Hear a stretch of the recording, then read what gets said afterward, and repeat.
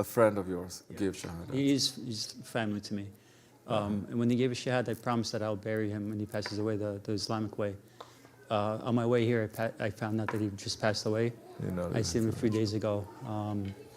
And my brothers and I, we offered to bury him, but his family don't want to do that. They want to take him back to New York, put him on display, and cremate him. That's not something he wanted. Now, I feel like I'll be questioned for this because I promised him. Yes and no. This is when the murid must consult with the Sheikh now. Because now you did this 3 years ago, this before you met us, obviously. Now even if you met us, it'll be good to say, I did this, what am I supposed to do? I did this, I made this kind of promise. Then they will tell you which extent it is your help. It is a good intention now to do that. However, we are living in the world where Shariat is not ruling. It is the law of the land that is ruling. You can only reach so much. You understand? Yeah. Allah is looking at our intentions more than our actions. Yes, you made that promise.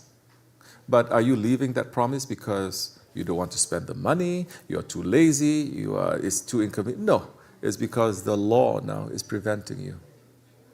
The law is preventing you. The family has the right. Yes.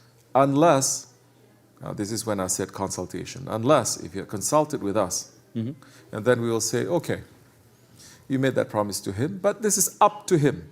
But if such a thing were to happen, and if there is no legal precaution taken, then the family will have the right. If the family wants to burn him, they'll burn him. If the family wants to bury him, the family wants to flush him down the toilet, they have that right to do that. You don't, because you're not family. However, in order to protect yourself and his interest in Islam, for the sake of Islam, then he has to write a will.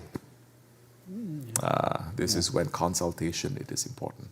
Because a Sheikh is there not only to read what is in the heavens, not only to read what is in the hearts, but to understand what is happening in this world, and to protect and to prepare the people, because we are living in this world.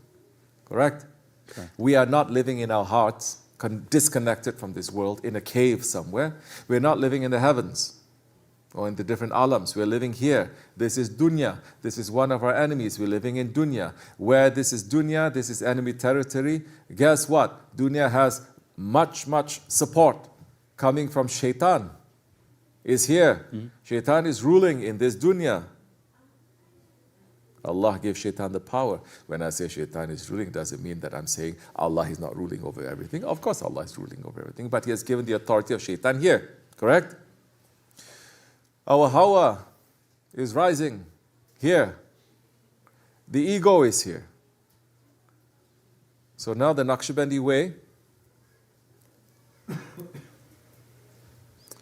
to be able to engage in the biggest struggle, the biggest jihad, the biggest struggle. The biggest struggle now is against your ego and other people's egos. So you understand, that one's ego, the family's ego, that friend's ego, that family's ego is going to prevent this from happening. So you will take precautions. This is not even fighting, this is taking precautions. Okay? You have to fight against shaitan, inside and out. You have to fight against the pull of this dunya. You have to fight against your hawa, your desires too, and other people's desires. Maybe you don't desire, but your family desires. What are you going to do? These days when they say family is number one, you're supposed to give in? No, you're not. Then you are not in the way. So if there is consultation, one way or another, they are not opening the way for you to consult, then that is destiny that is reached to him. You have done as much as you can. But if he had come to us, we would say he has to write something. He has to make sure that everything is intact.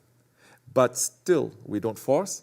And if the family is going to contest, then it is out of our hands too. But he has to make it very clear. Correct, now, lawyer? Correct. Over here, we are saying to people, write down, even if they're Muslims now, write down. You have to prepare for your will. A will, a contract, it is something that Allah subhanahu wa ta'ala and the Prophet has made mandatory for us. Our shahadat is a contract. You understand? Our faith is a contract. We promise to do all these things. It is a contract now. Now this is necessary for everyone here. Because you can be Muslim But your family can have rights over your jasad now, over your body too. You say, for example, I want to be buried like this, I want to have. Then they say, no, we want to take him, we want to ship him to Pakistan 3 months later, I don't know, 1 week later, and then we want to bury him somewhere near a family plot or this or that. That can happen also. Then our hands cannot reach there. We don't have the power. So you have to prepare for this. What if you are coming into Islam? Oh, now that time, you have to make sure that everything is more powerful, more legit. All right? By your intention, it is accepted. And you did not know so much. Now that you are here, it is our duty now to make people to understand what is the tricks and traps of the shaitan and the ego and the dunya. Outside, we must prepare ourselves as much as we can, because that preparation, that is farz. You understand? Allah subhanahu wa ta'ala is not saying success is farz. He is not telling us, you must succeed, otherwise I'm not going to accept you. But He's saying, prepare. Prepare. When you make that, you take precautions and you prepare, then you'll fight well according to those preparations. Allah is going to decide the outcome. Yeah. One more question. Say. When we prayed Salat al-Janaza, al-Ghaib, Yes. I made intentions for him. Is that sufficient enough? Very good. Yeah. You can do that.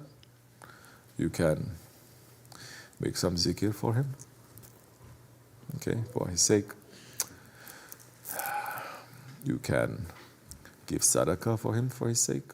A little bit, doesn't have to be so much. Allah is not looking at extravagance, whether in our prayer or our amal or ibadat. Is not looking for extravagance, but something that's small, that's sincere, that's coming. You can feed the poor. You understand? You can open up a well. But living here in America, where we are given so many things, don't opt for the easy, lazy option. You understand? Easy, lazy option.